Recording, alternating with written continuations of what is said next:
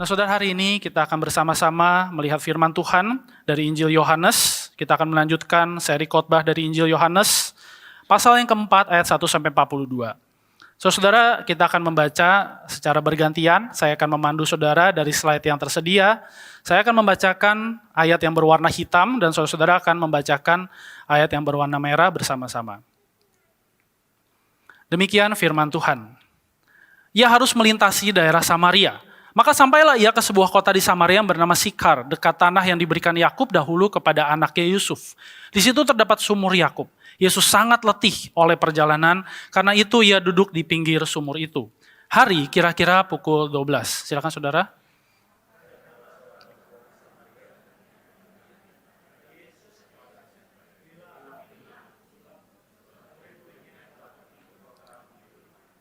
Maka kata perempuan Samaria itu kepadanya,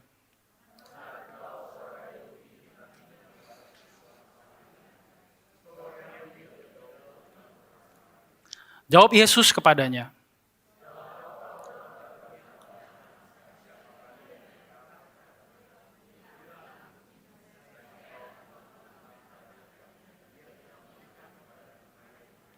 jawab Yesus kepadanya,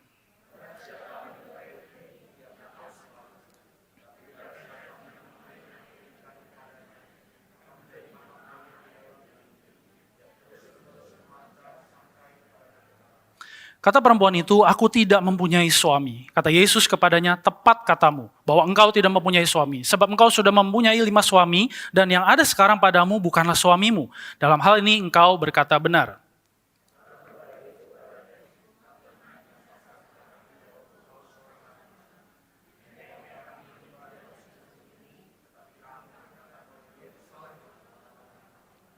Kata Yesus kepadanya, percayalah padaku, hai perempuan, saatnya akan tiba, bahwa kamu akan menyembah Bapa bukan di gunung ini dan bukan juga di Yerusalem.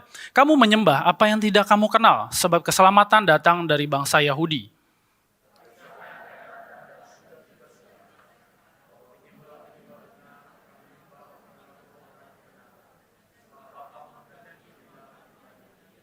Allah itu roh, dan barang siapa menyembah dia, harus menyembahnya dalam roh dan kebenaran.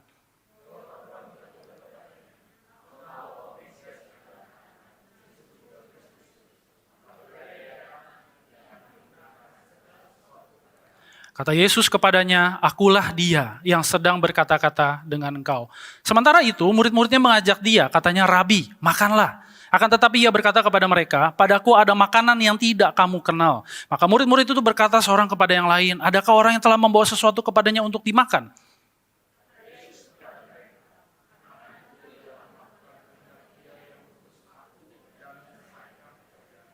Bukankah kamu mengatakan, 4 bulan lagi tibalah musim menuai, tetapi aku berkata kepadamu.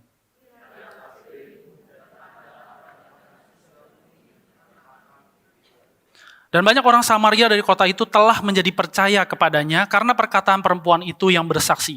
Ia mengatakan kepadaku segala sesuatu yang telah kuperbuat. Ketika orang-orang Samaria itu sampai kepada Yesus, mereka meminta kepadanya supaya ia tinggal pada mereka. Dan ia pun tinggal di situ 2 hari lamanya. Dan lebih banyak lagi orang yang menjadi percaya karena perkataannya. Dan mereka berkata kepada perempuan itu,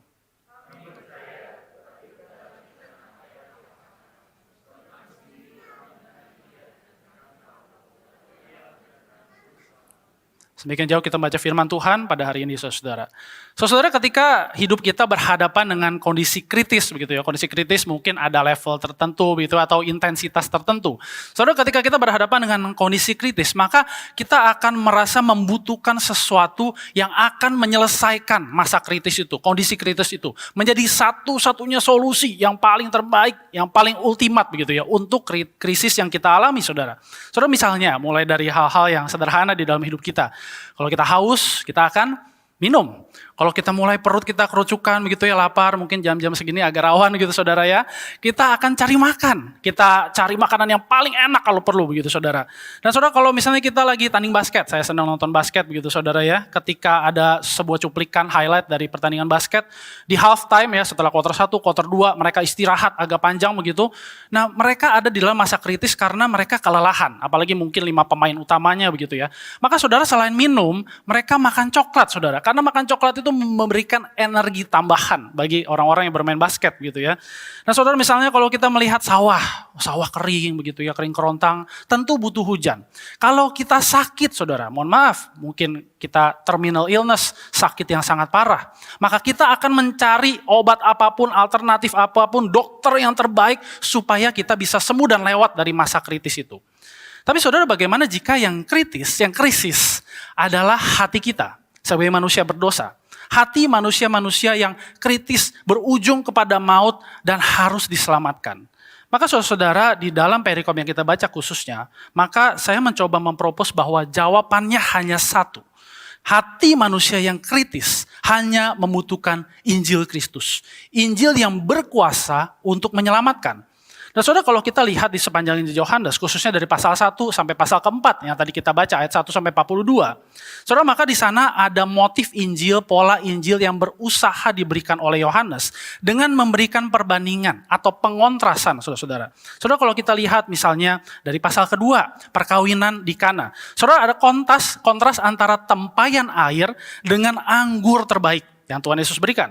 Kemudian masih di pasal kedua, ketika Tuhan Yesus menyucikan bait Allah. Ada kontras antara bait Allah fisik yang katanya dibangun selama 46 tahun begitu ya. Dikontraskan dengan tubuh Yesus sebagai bait Allah yang sempurna bagi manusia. Kemudian saudara, kalau kita melihat di pasal ketiga, pembicaraan Tuhan Yesus dengan Nikodemus. Di sana ada kontras lahir dari daging dan lahir dari air dan roh. Dan ditibalah di perikop yang kita baca, pasal 4 ayat 1 sampai 42. Di sana ada kontras antara sumur Yakub yang berisi air yang biasa untuk memenuhi kebutuhan fisik, kebutuhan jasmani kita, dan dikontraskan oleh Tuhan Yesus dengan air hidup. Dan saudara, Tuhan Yesus memakai berbagai materi yang sifatnya sederhana, sehari-hari begitu ya, untuk mengajarkan Injilnya, untuk mengajarkan kebenaran yang jauh lebih dalam. Dan saudara, tentu setiap kali Tuhan Yesus menyampaikan Injilnya, dia bekerja di dalam konteks hidup tertentu. Khususnya pada perikop yang kita baca, Tuhan Yesus menjumpai seorang perempuan Samaria. Nah saudara, mari kita melihat setidaknya ada 3 konteks, 3 setting di dalam cerita yang kita baca yang harus kita lebih dulu pahami sebelum kita melihat seluruh bagian perikop ini begitu. Saudara, yang pertama, Tuhan Yesus menjumpai seorang wanita. Dan ini bukan hanya seorang wanita, dia adalah seorang Samaria, berbeda suku dengan Tuhan Yesus. Yesus adalah orang Yahudi. Dan dia bukan hanya seorang wanita Samaria, tapi dikatakan, diindikasikan bahwa wanita ini memiliki hidup yang tidak karuan, hidup yang berbeda dengan wanita-wanita pada umumnya begitu. Maka saudara, Tuhan Yesus berhadapan dengan 3 problem, 3 batasan, 3 masalah. Ada gender problem, dia perempuan, Tuhan Yesus laki-laki begitu.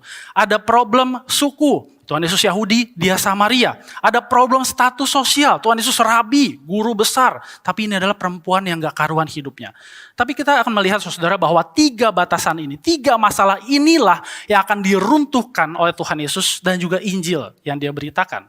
Saudara, kemudian yang kedua, settingnya adalah sebelum peristiwa ini terjadi, Tuhan Yesus itu diancam, ada ancaman dari orang-orang Farisi, yang notabene adalah sama-sama orang Yahudi, sama-sama pemimpin agama begitu saudara. Orang-orang yang iri dengan popularitas Tuhan Yesus yang waktu itu sedang menanjak begitu. Kita bisa melihat dari pasal 4 ayat 1 sampai 3. Dan kemudian setting yang terakhir saudara mungkin sering kita dengar adalah worship war, peperangan ibadah antara orang-orang Yahudi dan orang-orang Samaria. Saudara, kita bisa melihat dari dua raja-raja misalnya pasal 17 dan 18. Saudara, di sana diceritakan bahwa Israel Utara dengan ibu kota Samaria dibuang ke Asyur. Dan kemudian pemerintahan Asyur menempatkan orang-orang asing untuk tinggal bersama orang-orang yang tersisa di Samaria, di Israel Utara, untuk kemudian hidup bersama dengan mereka. Nah saudara, di dalam hidup bersama itu ada kawin campur, ada pencampuran budaya, ada pencampuran agama dan kepercayaan. Sehingga saudara, ketika orang Israel balik dari pembuangan dari Asyur, dari Babel begitu ya, mereka menganggap orang-orang Samaria ini adalah najis, pengkhianat, kafir begitu ya. Sehingga saudara, orang-orang Samaria itu dipinggirkan dan memiliki kehidupan sendiri. Termasuk saudara kehidupan beribadah. Pada tahun 400 sebelum Masehi, orang-orang Samaria mendirikan bait Allah mereka sendiri di Gunung Gerizim. Tapi saudara, naas di tahun 2 sebelum Masehi, bait Allah itu dihancurkan oleh seorang bernama Yohanes Hyrcanus yang menjadi pemimpin Hasmonean di Yudea. Jadi saudara, bayangkan setting dari peristiwa ini. betapa historis sekaligus menegangkan dan mengerikan.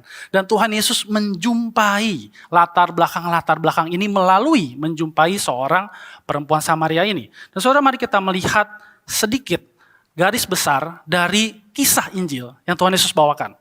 Saudara, di dalam kisah Injil ini dari pasal 4 ayat 1 sampai 42, kalau kita bagi secara garis besar, maka ada 4 bagian yang Tuhan Yesus bawakan. Tentu ketika Tuhan Yesus berbicara tentang Injil, ada perbincangan di sana, ada gospel conversation. Dan setiap perbincangan pasti menuntut respon dari perempuan itu. Kemudian setelah Tuhan Yesus berbicara dengan perempuan itu, dia berinteraksi dengan murid-muridnya, ada urgency dari Injil yang dia berikan kepada murid-muridnya. Dan itu semua ditutup dengan respon tidak hanya dari satu perempuan Samaria, tetapi seluruh orang di kota Sikar di Samaria itu, dan ada sebuah konklusi tentang Injil yang Tuhan Yesus bawakan. Dan kalau kita perhatikan pasal ini, perikop ini, maka kita melihat ini sebuah cerita yang sangat trinitarian. Ada 3 pribadi Allah Tritunggal disebutkan secara sengaja di sana, saudara. Dan mari kita melihat bagaimana Injil Kristus masuk ke dalam kehidupan perempuan Samaria ini. Saudara, kalau kita melihat bagaimana Tuhan Yesus membangun pembicaraan, memulai pembicaraan begitu ya. Dia mulai dengan hal-hal yang sangat sederhana. Yaitu berbicara tentang apa? Air, saudara ya. Air yang dari dulu sampai sekarang menjadi kebutuhan primer. Kalau orang haus pasti minum air. Orang letih seperti Tuhan Yesus, kondisinya dia letih karena perjalanan. Dia cari air. Tapi saudara, Tuhan Yesus bukan hanya sekedar meminta air, tapi dia sedang menguak kebutuhan yang lebih dalam. Bukan dari dia, tapi dari wanita ini. Dari perempuan Samaria ini, saudara. Saudara, dari sebuah pernyataan, berilah aku minum. Dari sebuah kebutuhan sehari-hari, kebutuhan fisik. Tuhan Yesus mau menunjuk kepada kebutuhan hati, kebutuhan rohani dari perempuan Samaria ini. Saudara, tentu perempuan Samaria ini kebingungan. Loh, Tuhan engkau katanya bisa memberikan air yang lebih luar biasa. Air hidup dikatakan, karunia dari Allah. Tapi dari mana engkau mendapatkannya? Saudara, Tuhan Yesus membicarakan mengenai realitas yang jauh lebih besar dari air di sumur Yakub yang biasa perempuan ini lihat. Biasa perempuan ini timba dan dia minum untuk kehidupan sehari-hari. Saudara, Tuhan Yesus menunjukkan ada air hidup yang adalah pemberian Allah. Dan saudara, di dalam bagian lain dari Injil Yohanes, pasal ke-7 khususnya, kita bisa melihat dengan jelas bahwa air hidup itu adalah Roh Kudus. Dengan kata lain, Tuhan Yesus mau bilang apa? Bagi orang-orang yang betul-betul tahu kebutuhan hatinya, Roh Kudus akan dicurahkan kepada dia. Bagaikan air hidup menjadi mata air yang terus-menerus memancar sampai kepada kekekalan. Kebutuhan rohani dari perempuan ini disentuh oleh Yesus melalui sebuah pembicaraan yang sangat sederhana. Tapi saudara, kalau kita melihat kelanjutan pembicaraannya, maka saudara, perempuan ini masih agak bingung. Kenapa? Karena kalau kita melihat responnya, kita membaca responnya, perempuan ini merespon dengan berkata, Tuhan berikan aku air itu supaya aku tidak haus lagi dan harus menimba. Dia masih melihat ini adalah air yang sifatnya fisik, saudara. Saudara, dari kebutuhan rohani, kebutuhan hati dari perempuan ini, Tuhan Yesus menggiring dia kepada sebuah pengakuan.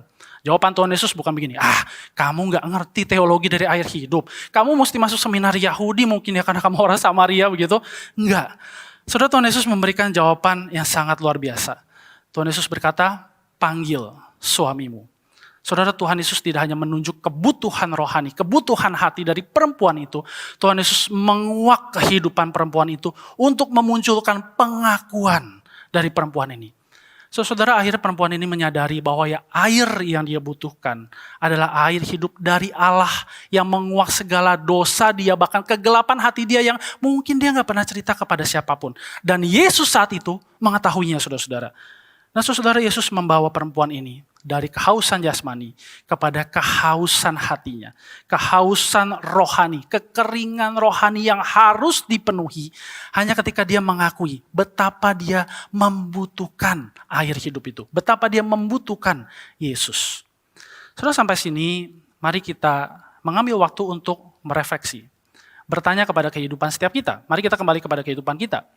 Dan mari kita bertanya, kapan terakhir kali Injil Yesus melakukan hal-hal ini kepada kita? Kapan terakhir kali Injil Yesus menyingkapkan siapa kita di hadapan Tuhan? Kapan terakhir kali Injil Yesus memunculkan pengakuan bahwa kita sungguh-sungguh membutuhkan Tuhan? Saudara, kapan terakhir kali hati kita disentuh oleh Injil dan Injil Yesus menunjuk dosa kita, menunjuk berhala di dalam hati kita, mengganggu kenyamanan rohani kita, membuka segala kelemahan, ketidakberdayaan, kejenuhan, kekosongan, kekeringan hati kita. Saudara, kapan terakhir kali Injil Yesus menunjukkan bahwa hanya Yesus satu-satunya pribadi yang kita butuhkan. Hanya Dia yang mampu untuk memberikan air hidup itu untuk memuaskan dahaga hati dan jiwa kita. Nah, saudara, dari kondisi seperti ini, Tuhan Yesus melanjutkan pembicaraannya. Dan perempuan ini pun kemudian melanjutkan pembicaraannya dengan Tuhan Yesus. Saudara, ada pengenalan akan Tuhan dan penyembahan kepada Tuhan yang Tuhan Yesus berusaha ubah dari kehidupan perempuan Samaria ini. Saudara, mungkin kalau kita lihat sekilas, seperti ada lompatan logika dari pembicaraan mereka. Ya, dari air hidup gitu ya, air dari sumur Yakub. Terus kenapa tiba-tiba perempuan ini bilang, wah engkau seorang nabi, kemudian dia berbicara tentang ibadah, tentang penyembahan, saudara.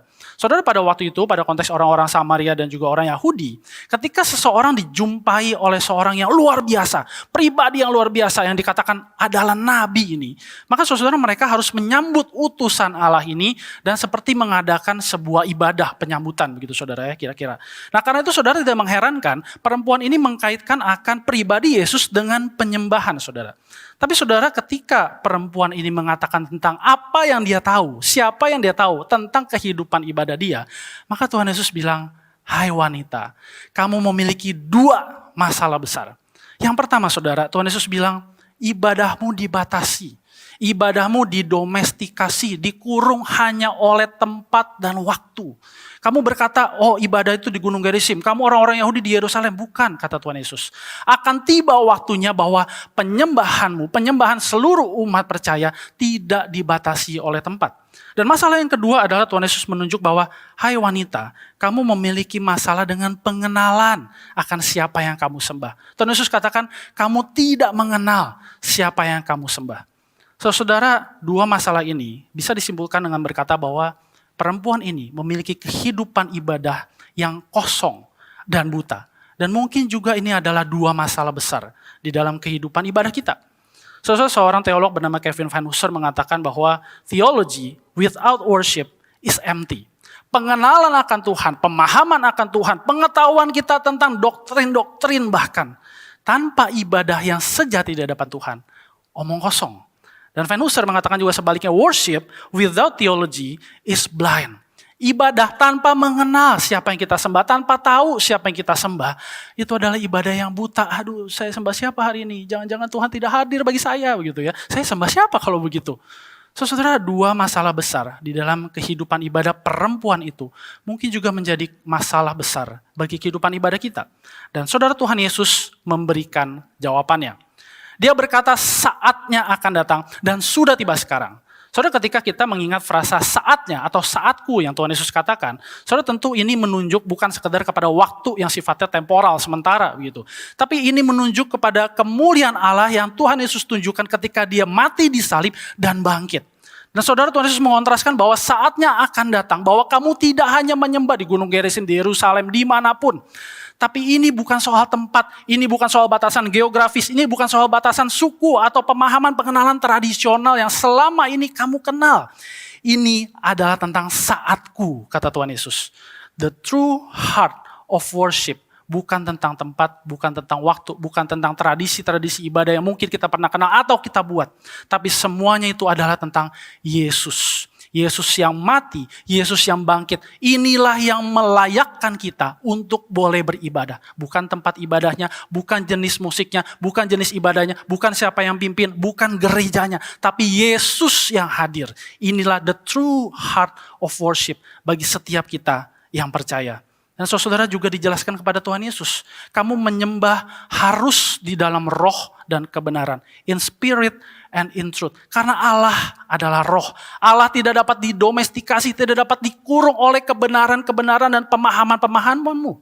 Karena itu saudara-saudara, Tuhan Yesus bilang, menyembah di dalam roh kebenaran adalah menyembah Allah karena siapa Dia. Seutuh-utuhnya Dia, itu yang kita sembah. Dia mulia, kita sembah. Dia kudus, kita sembah. Dia baik, beranugerah kepada kita, kita sembah. Dia adil bagi hidup kita sembah Dia.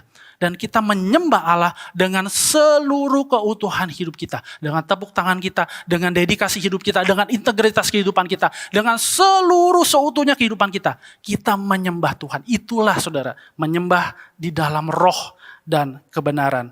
Cara ibadah yang berkenan, kata Tuhan Yesus, di hati Bapa. Karena Bapa menghendaki, Bapa mencari penyembah-penyembah yang seperti ini. Dan di ayat 26 saudara, Tuhan Yesus mengafirmasi penyembahan yang seperti ini. Ketika dia berkata kepada perempuan itu, akulah dia, Kristus yang sama ini berbincang-bincang dengan engkau. Yang selama ini engkau cari, untuk engkau kenal, untuk engkau sembah. Saudara, mari kembali kita bertanya kepada diri kita, kepada kehidupan kita. Saudara, kapan terakhir kali kita menjadi a true worshiper of God? Kapan terakhir kali kita menyembah Tuhan karena siapa Dia, bukan siapa kita? Kapan terakhir kali kita menyembah Tuhan dengan pengenalan yang utuh, bukan dengan tradisi-tradisi yang rapuh yang mungkin bisa kita buat? Saudara, kapan terakhir kali kita menyembah Tuhan? Karena Dia lebih dulu mengundang kita, menjumpai kita, mengajak kita untuk menyembah Dia di dalam kemuliaan dan kekudusannya, sehingga kita menikmati Dia dan memuliakan Dia. Saudara, kapan terakhir kali Injil Yesus mengajak kita untuk betul-betul menjadi penyembah-penyembah yang sejati kepada Allah? Dan saudara, ketika Injil ini, Gospel Conversation ini sudah selesai, saudara, tentu ada respon yang luar biasa dari perempuan ini, saudara. Saudara, dicatat bahwa perempuan ini, saudara, tiba-tiba langsung meninggalkan tempayannya dan memberitakan Injil.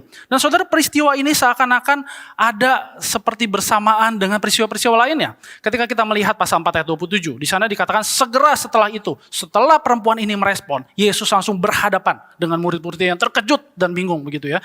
Saudara, di ayat 31 juga dikatakan sementara itu, sementara Tuhan Yesus berbincang-bincang dengan murid-muridnya. Di ayat 40, ketika orang-orang Samaria tiba-tiba mendatangi Yesus. Saudara, peristiwa di ayat 27 sampai 42 seakan-akan terjadi secara hampir bersamaan dan bertindihan. Maka kita bisa membayangkan ada urgensi yang Tuhan Yesus berusaha sampaikan. Ada ketegangan dari bagian akhir perikop ini yang berusaha Tuhan Yesus bawakan. Nah, saudara, ketika kita melihat murid-murid, ini ada respon yang kontras antara murid-murid Yesus yang mengikuti Yesus terus begitu ya, dengan perempuan Samaria yang baru saja dijumpai oleh Tuhan Yesus dan diubahkan hidupnya. Perempuan ini meninggalkan tempayannya lalu memberitakan tentang Yesus, tentang Mesias itu kepada seluruh kota Sikar. Tapi apa yang murid-murid ini lakukan, saudara? Ketika mereka lihat, Rabi saya berbicara dengan seorang perempuan. Apa yang dia lakukan? Begitu kira-kira mungkin saudara. Saudara, di dalam tradisi rabbinik waktu itu ya, bagi orang-orang yang menjadi rabi, saudara-saudara, rabi itu tidak boleh berbicara kepada perempuan manapun, termasuk istrinya, di tengah jalan. Nah, saudara, bayangkan keterkejutan dari murid-murid Yesus. Wah, kok guru saya, rabi yang besar ini berbicara dengan perempuan asing di tengah jalan, perempuan Samaria lagi, yang hidupnya katanya nggak benar lagi. Saudara, ini kontras sekali dengan respon dari perempuan Samaria ini. Ketika dia balik menyebarkan tentang siapa Yesus, dia berkata kepada seluruh penduduk kota Sikar, come and see, ayo datang dan lihat siapa Yesus itu. Dia yang mengatakan segala sesuatu tentang kehidupan saya. Mungkinkah dia Kristus itu, Mesias itu, saudara. Dan saudara, sementara itu murid-murid salah paham lagi. Setelah terkejut dan salah paham tentang perbincangan Yesus dengan perempuan Samaria ini, mereka salah paham lagi kali ini, saudara, bukan air, tapi tentang makanan. Ketika mereka melihat Yesus keletihan, kelaparan gitu, Rabi ayo makan dong, makan, kami udah beliin makanan jauh-jauh dari kota begitu ya. Tuhan Yesus bilang, makananku ialah melakukan kehendak Bapa dan menyelesaikan pekerjaannya. Saudara, dari perkataan ini, Tuhan Yesus menyampaikan sebuah urgensi, kedaruratan tentang apa yang dia kerjakan dan Injil yang dia beritakan, saudara. Saudara, memberitakan Injil bukan tentang strategi manusia, bukan tentang misinya manusia, bukan tentang timingnya manusia. Tapi ini semua tentang misinya Allah, tentang strateginya Allah, dan tentang waktunya Allah. Karena itu saudara, Tuhan Yesus bilang, kamu biasa menuai, menunggu 4 bulan kan setelah menabur. Tapi lihatlah Pandanglah sekelilingmu, kata Tuhan Yesus. Ketika itu mungkin Tuhan Yesus mau ajak murid-murid melihat, pandanglah kota Sikar, pandanglah Samaria ini. Jangan hanya lihat Yerusalem, jangan hanya lihat Israel yang di belakangmu ini. Lihat Israel yang di depan ini, orang-orang jiwa-jiwa yang terhilang ini. Ladang sudah menguning dan siap untuk dituai. Ada urgensi yang begitu besar dari pekerjaan Bapa yang Tuhan Yesus kerjakan. Ada urgensi yang begitu besar dari Injil yang Tuhan Yesus beritakan. Dan Tuhan Yesus mau murid-murid lihat ini. Jangan hanya lihat kecil, lihat besar. Lihatlah ladang yang sudah menguning ini dan siap untuk dituai. Lihatlah di dalam kehidupan kita. Lihat keluarga kita. Lihat teman-teman kita. Lihat siapa yang ada di rumah kita. Lihat siapa yang ada di kantor kita. Lihat siapa yang ada di tempat studi kita. Lihatlah media sosial kita. Lihatlah sekitar kita. Itulah, kata Tuhan Yesus, ladang-ladang yang sudah menguning dan siap untuk dituai. Dan saudara, kalau kita melihat bagaimana urgensi Injil ini bekerja di kota Sikar ini, maka kita akan melihat respon-respon yang sangat luar biasa. Dari seorang perempuan, hanya seorang perempuan, Samaria, hidupnya tidak benar, diubahkan oleh Tuhan Yesus. Dia pergi meninggalkan kehidupannya, tempayannya, dia memberitakan tentang Kristus, dikatakan banyak orang Samaria di Sikar menjadi percaya karena perkataan, kesaksian dari perempuan itu. Dan di sana orang-orang berbondong-bondong datang meminta Yesus untuk tinggal. Tuhan, tinggallah lagi di sini lebih lama. Maka Tuhan Yesus menjawab, dia tinggal 2 hari lagi dan saya yakin dia memberitakan Injil di sana. Karena itu saudara, dikatakan respon yang lebih luar biasa lagi. Lebih banyak lagi orang-orang yang menjadi percaya di kota itu saudara. Dan dari setiap orang-orang ini, yang banyak ini, keluar sebuah deklarasi Injil, statement Injil yang sangat luar biasa. Bukan lagi dari kata engkau perempuan ini, kami menjadi percaya. Tapi kami telah mendengar sendiri dan kami percaya bahwa dialah satu-satunya juru selamat dunia. Yesus satu-satunya juru selamat. Bukan hanya untuk satu suku, bukan hanya untuk satu gender, tapi untuk seluruh dunia. Orang-orang di kota Sikar menyaksikan ini. Yesus juru selamat dunia. Dan saudara, pola Injil ini yang diakhiri dengan deklarasi Injil mengundang kita untuk merefleksikan dan merespon akan panggilan Injil Tuhan. Saudara, undangan Injil tersedia bagi setiap kita. Bagi kita yang belum percaya, kita mungkin sedang meragukan Tuhan. Maukah kita membuka hati kita, membuka diri kita dan menerima karunia Allah itu, air hidup itu, Roh Kudus yang akan menyingkapkan segala kegelapan hati dan jiwa kita. Roh Kudus yang akan membawa kita mengenal siapa Yesus satu-satunya juru selamat itu, yang mati dan bangkit bagi kita. Roh Kudus yang menjadikan hidup kita sebagai Injil yang terbuka dan bisa menyaksikan betul Kristus satu-satunya juru selamat dunia. Nah saudara, bagi kita yang sudah percaya, mungkin kita sudah lama mengenal Tuhan. Undangan Injil juga ada bagi setiap kita. Seperti apa kehidupan kita sebagai murid Kristus? Gereja seperti apa yang sedang kita jalani, kita hidupi bersama-sama sebagai umat Tuhan, sebagai orang-orang di sini, di Grace Life. Saudara, apakah kita sebagai umat Tuhan, sebagai gereja, sebagai murid Kristus, hidup kita sudah berpusat kepada kisahnya Tuhan, Injil Tuhan. Hidup kita dipenuhi dengan kasih Tuhan. Hidup kita mau selalu dikoreksi, dikuduskan oleh pekerjaan Roh Kudus di dalam hati kita. Apakah kehidupan kita sudah menjadi true worshipers, penyembah-penyembah yang sejati, penyembah-penyembah yang benar, yang menyembah Allah karena siapa Dia, bukan siapa kita. Menyembah Allah hari Minggu di dalam rutinitas kita sehari-hari dengan seluruh kehidupan kita, tidak seperempat, tidak setengah-tengah, seluruh kehidupan kita bawa untuk menjadi penyembahan yang sejati kepada Tuhan. Dan apakah kehidupan kita sudah menjawab akan urgensi, kedaruratan dari panggilan Injil Tuhan. Ketika Tuhan mengajak kita melihat, pandanglah sekelilingmu, lihatlah keluargamu, lihatlah rumahmu, lihatlah segala sesuatu yang Tuhan percayakan di sekelilingmu. Itulah ladang misinya Tuhan, ladang Injilnya Tuhan yang sudah menguning dan siap untuk dituai.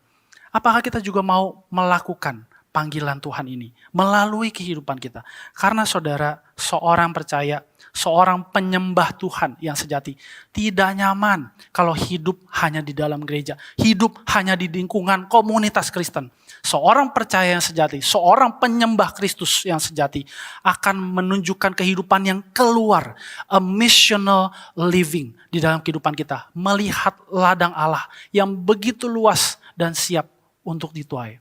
Apakah kita siap untuk menjawab akan undangan Injil ini bagi kita? Mari kita berdoa, saudara. Saudara, dalam waktu teduh kita sebentar, mari kita merespon kepada dua undangan Injil ini. Bagi kita yang belum percaya kepada Tuhan, maukah kita membuka hati kita di hadapan Dia yang tahu betul kebutuhan terdalam dari hidup kita. Yang tahu betul bahwa hidup kita sedang kritis, menuju kepada maut. Tapi Tuhan memberikan air hidup itu untuk menyegarkan dahaga, kekeringan hati kita. Menyelamatkan kita dari usaha-usaha kita untuk menyelamatkan diri kita sendiri. Mengubahkan hati kita dari hati yang keras menjadi hati yang taat, lembut, menerima kasih Tuhan. Dan bagi setiap kita yang sudah percaya kepada Tuhan, maukah hidup kita terus secara konsisten, berpusat, berpadanan dengan Injil Yesus.